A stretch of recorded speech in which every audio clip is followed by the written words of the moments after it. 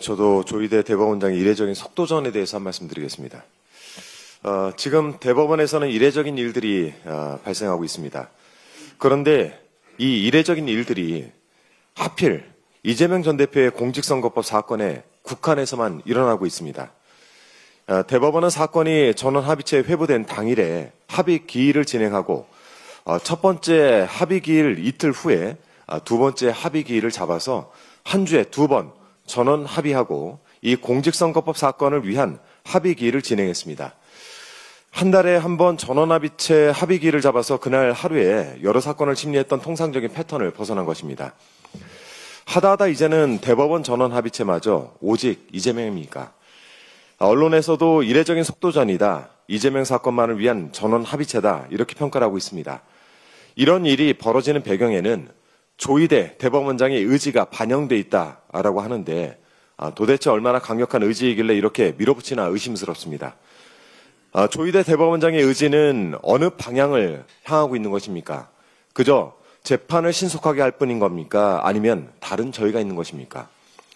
과전이하라는 옛말이 있습니다. 오이밭에서는 신발을 고쳐 신지 말고 오얏나무 아래에서는 갓을 고쳐 쓰지 말라는 뜻입니다.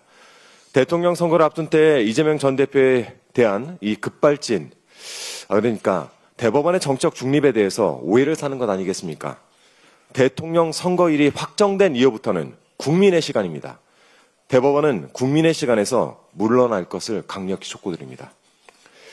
어제 한덕수 권한대행이 국회에서 추경안에 대한 시정연설을 했습니다. 연설의 핵심은 추경안이 아니라 좀 다른 데 있는 것 같습니다. 한덕수 권한대행은 대미 관세 협상을 강행해야 하는 구차한 변명을 늘어놓기에 바빴습니다. 미국발 관세 정책 때문에 우리 산업에 상당한 부담이 초래될 것이다 라면서 협상의 필요성을 강변하고 지금 이 시각에도 여러 국가가 대미 관세 협상을 추진하기 위해서 치열한 경쟁을 벌이고 있다면서 위기감 조장을 하고 있고 우리도 가능한 신속하게 협상에 돌입해야 한다라면서 정당화를 했습니다. 이 협상에서 손떼라라고 한덕수 권한대행에게 수차례 말하지 않았습니까? 온 국민의 사활이 달린 일을 한덕수 권한대행의 사익을 위해서 악용하지 말라고 더불어민주당은 누누이 경고를 해왔습니다. 각종 외신과 틈만 나면 인터뷰를 하면서 협상의 기술에 대한 일장연설을 늘어놓은 것 잘 알고 있습니다. 그렇게 해서라도 영어 잘하고 협상 잘하는 국가 지도자 이미지를 구축하고 싶었겠죠. 하지만 한덕수 권한대행의 협상력 과연 믿을만 할까요? 과거 한덕수 권한대행이 외교통상부 통상교섭본부장으로 재직했던 당시 중국과의 만일 분쟁에서 굴욕적인 협상을 하고 오지 않았습니까? 그 일을 꽁꽁 숨기고 있다가 2년 뒤에 발각되어서 대통령 경제수석 자리에서 잘리지 않았습니까? 그 증거가 온갖 뉴스로 남아 있습니다. 당시 보도 짧게 편집한 영상을 좀 함께 보시죠. 수입 자유화된다는 사실을 은폐한 문제와 관련해서 당시 협상을 담당했던 한덕수 대통령 경제수석과 서규룡 농림차관이 책임을 지고 오늘 물러났습니다. 지난 2000년 7월 중국과의 마늘 협상 당시 통상교섭본부장이던 한덕수 대통령 경제수석과 농림부 차관보이던 서규룡 차관이 오늘 마늘 협상에 책임을 지고 물러났습니다. 일방적으로 이렇게 포기하는 형식으로 외교협상에 임한다는 것은 향후 다른 외교적 협상에서도 똑같이 그 협상을 진두지휘한 건 저였고 관계부처와 협의를 유도한 것도 저고 그러니까 100% 제 책임하에서 진행된 협상이다. 네, 그렇게 100% 본인이 책임지고 했던 협상.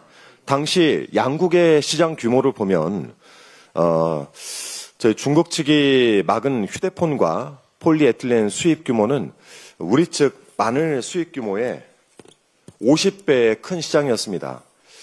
2000년 우리 정부는 중국산 마늘의 관세율을 기존 30%에서 315%까지 올렸습니다. 우리 마늘 농가를 보호하기 위한 것이었겠지만 즉각 중국이 한국산 휴대폰과 폴리에틸렌 수입을 중단하는 보복 조치를 단행하면서 문제가 매우 커졌습니다.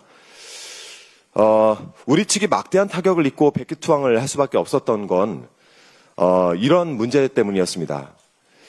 결국 3년간 의무적으로 중국산 마늘을 3만여 킬로그램씩 낮은 관세율로 수입을 해야만 했습니다. 더 큰 문제는 국민도 대통령도 모르게 마늘 수입 자유화의 물꼬를 멋대로 터버렸다는 데 있습니다. 양국 간 합의문 부속 문서에 세이프가드 연장을 2년 반으로 제한한다라는 조항을 숨겨놓고는 이 조항을 한덕수 당시 통상교섭본부장이 은폐했던 것입니다.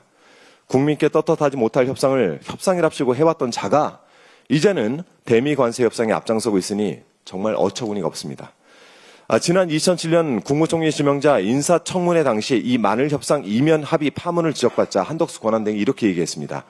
당시 마늘 협상은 협상을 담당한 사람들에게 엄청난 교훈을 줬다. 절대 그런 일은 다시 일어나지 않을 것이다.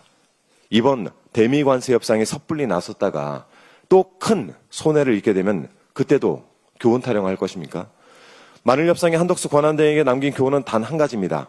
한 대행은 협상에서 손을 떼라는 것입니다. 우리 시간으로 오늘 새벽 6시경 한미 2+2 통상협의 결과에 대한 보도가 나왔습니다. 최상목 경제부총리는 관세 면제와 예외가 필요하다는 입장을 전달했다고 하면서 7월 초 패키지 합의를 추진하겠다라고 밝혔습니다. 그런데 과연 그 패키지 합의의 내용이 무엇인지 분명하게 말하지 않았습니다. 스콧 베선트 미국 재무장관은 한국인들이 일찍 협상하러 왔다라면서 그들은 자기들의 최선의 제안을 가져왔고 우리는 그들이 이를 이행하는지 볼 것이다 라고 말했습니다. 이게 협상입니까? 패키지 합의는 무엇이고 최선의 제안은 무엇입니까?